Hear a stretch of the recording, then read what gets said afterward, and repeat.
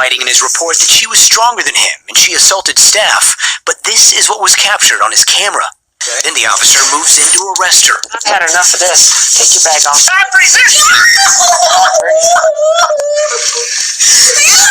Stand up!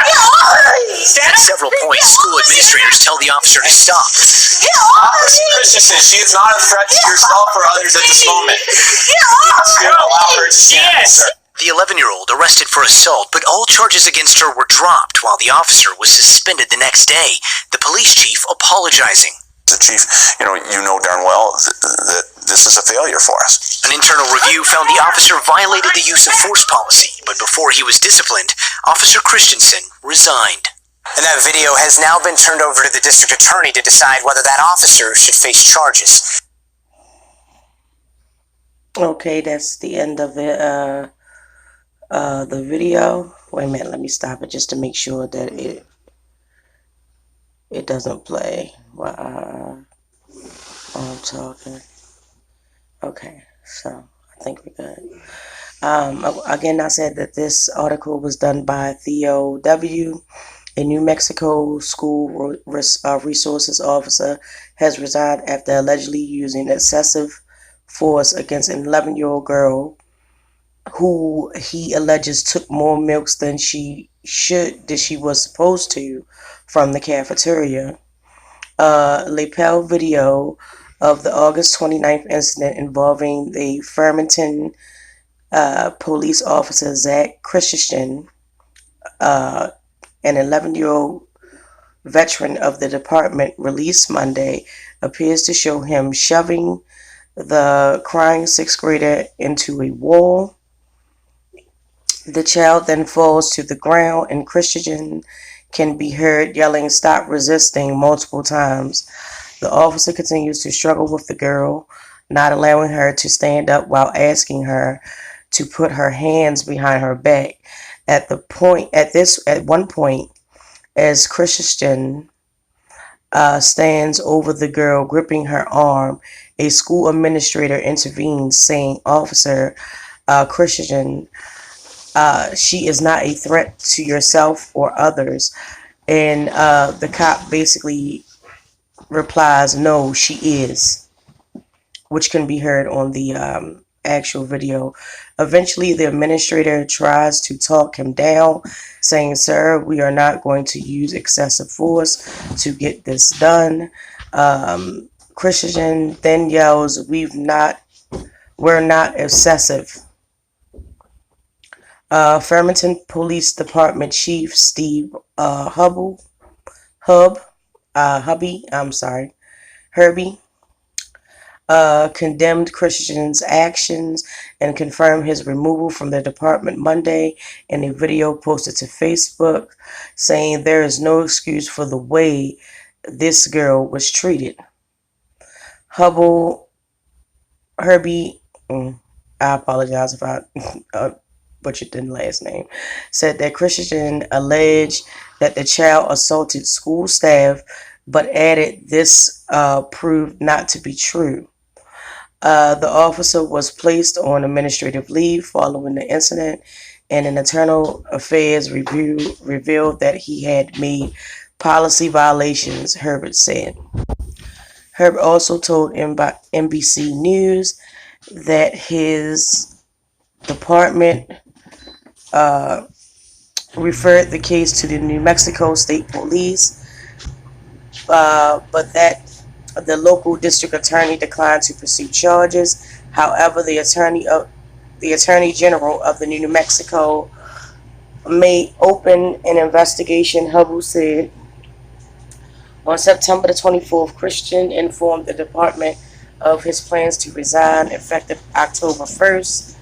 Christian's supervisor, who has not been named, took a voluntary demotion and was being reassigned to the street patrol after failing to identify the incident as unacceptable.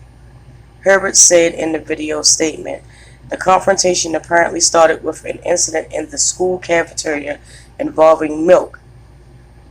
This morning, she went straight to the cafeteria. Christian can be heard saying in the video, she took more milks than she was supposed to. She threw a milk on the ground.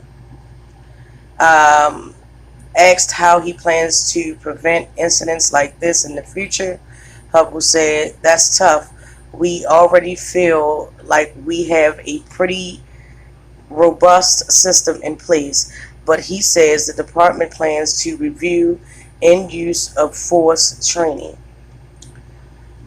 Mark C., the girl's attorney, told NBC News he filed a notice of tort claim, which in New Mexico is often a precursor to filing a lawsuit. If the parents were doing that same thing, wouldn't they be charged? C said, is there a different standard for which police are considered for committing crimes versus other people? Which is a valid question. Once again, that is at the bottom, that is the name of the author who wrote this for NBC News. I just thought it was interesting, being that it made NBC News and it was actually featured in the episode, whatever the case may be. This is crazy over milk. Like, we really doing the most over a couple of extra milks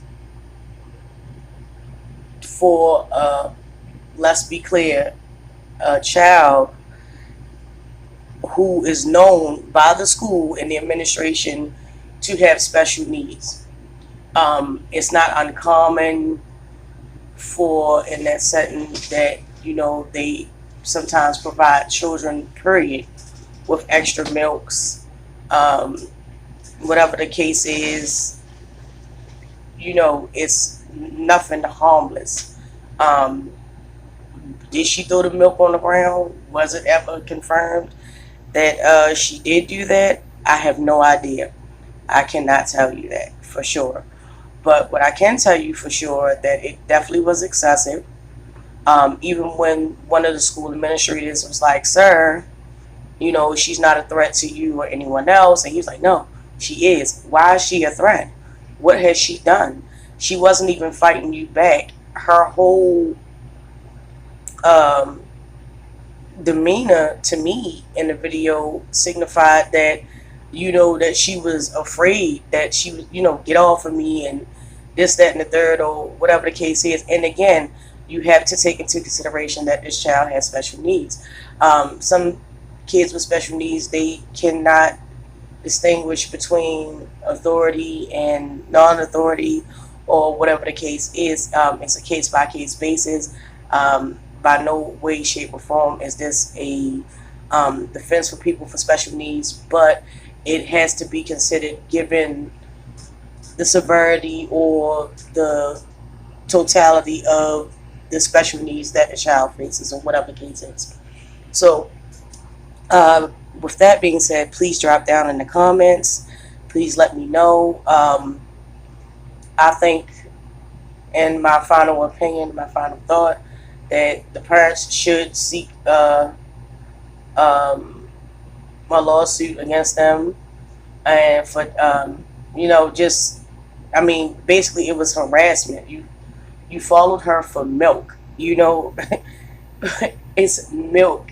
It's milk, bro. Like, milk that's given away to like millions and millions of kids during school free lunches and stuff like that.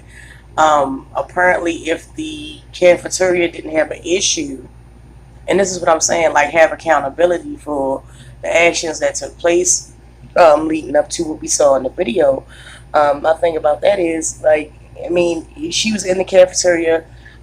In most cafeterias that I know, that I've been in schools, they have a person that sits there by the door or sits close to the where the kids come in and pick up their trays, or where however the system goes in there, and they swipe a card. Or some people, some schools, they have fingerprints now, where you don't need no card or anything like that. You just put your thumbprint or your fingerprint on there, and it automatically, accounts you for receiving a free lunch or whatever the case is.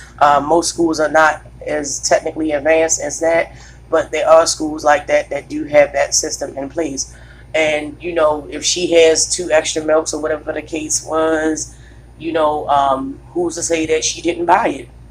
Who's to say that the lunch lady, and I know a lot of people that work in school cafeterias, they are some of the most, nicest people. Of course, all of us have issues. There's people, but when it comes to children, I can remember going to school and the lunch lady giving me something extra that I liked that day that was on the menu or whatever the case was. So it's like, it's harmless. It's not. It doesn't warrant being pushed into a wall and then having your arm forced behind your back. Basically assault. You assaulted an 11-year-old child with special needs, basically. So it is what it is. Please tell me what you think about this. Don't forget to like, subscribe, and share.